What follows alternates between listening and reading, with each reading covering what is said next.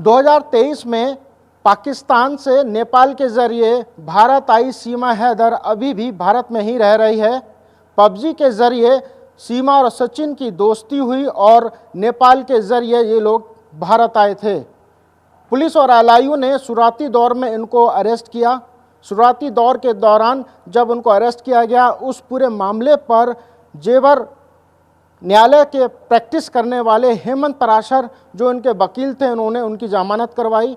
आज सीमा यहीं भारत में रह रही है, लेकिन अभी हाल में ही पहलगाम में हुए आतंकी अटैक के बाद खुद जो इनकी सीमा सचिन की पैरवी कर रहे थे वकील साहब, अब वो खुद इस पूरे मामले के बाद सीमा को वापस पाकिस्तान भेजने की मांग कर रहे हैं।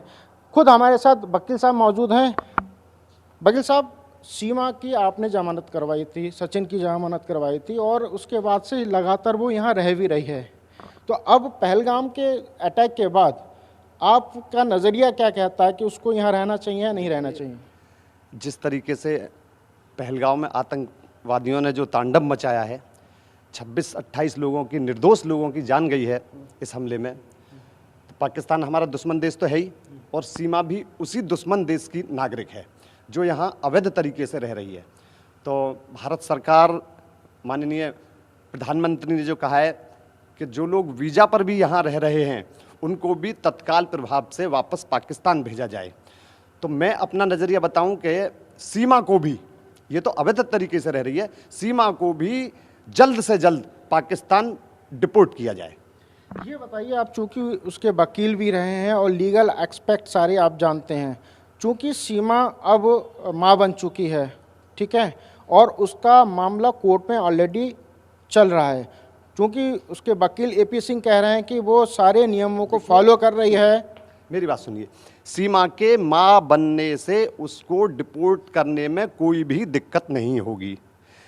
यदि सरकार चाहे तो सीमा के विरुद्ध जो मुकदमा यहाँ चल रहा है, उस मुकदमे की कार्यवाही जो है, सीमा के खिलाफ जो कार्यवाही है, उसको स्थगित करके सीमा को डिपोर्ट किया जा सकता है। तो मां बनने से, जो मां बनने वाला था ना, जिस तरीके से पहले कोई भी पाकिस्तानी महिला यहाँ आई और आकर के गर्भवती हो गई तो उस महिला को यहाँ की नागरिकता मिल जाती थी, लेकिन अब वो कानून समाप्त हो चुका है, खत्म हो चुका है। राष्ट्रपति महोदय के यहाँ भी मर्सी पिटीशन लगी हुई है। महोदया के यहाँ इसका कोई मर्सी पिटीशन नहीं है। राष्ट्रपति महोदया इसके मर्सी पिटीशन पर क्या सुनवाई करेंगे? क्या इसको नागरिकता दे देंगे? राष्ट्रपति महोदया भी संविधान के अनुरूप ही काम करेंगे, तो संविधान में ये है ही नहीं, इसको नागरिकता मिलेगी नहीं। किसी भी एंगल से सीमा को नागरिकता कतई भी नहीं मिलेगी। इसके जो वकील जो कहते हैं कि मैं उनका सीमा सचिन हैदर का भाई भी हूं और अब कहते हैं वकील भी हैं, उनका कहना है कि वो लीगल ही सारे प्रोसेस फॉलो किए जा रहे हैं।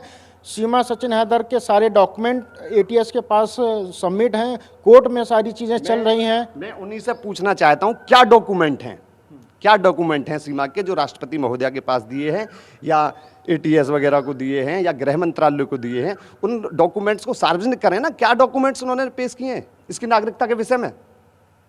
इसका मतलब आप सवाल खड़ा कर रहे हैं कि उसके कोई डॉक्यूमेंट ही नहीं है? कोई नहीं, कोई डॉक्यूमेंट नहीं, कोई भी नहीं, और ना ही सीमा को नागरिकता मिलेगी।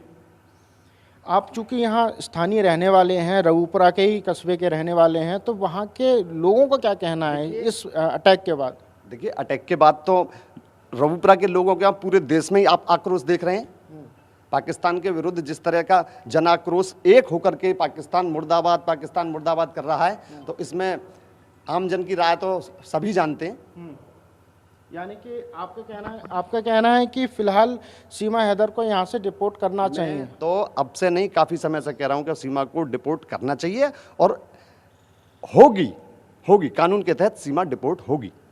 पहलगाम वाला अटैक में पूरे देश में रोष है, एक गुस्सा है, लिहाजा भारत सरकार की तरफ से भी ये डिक्लेयर कर दिया गया है कि जो भी पाकिस्तानी यहाँ पे रह रहे हैं उनको 48 घंटे के अंदर पाकिस्तान वापस भेज देना चाहिए।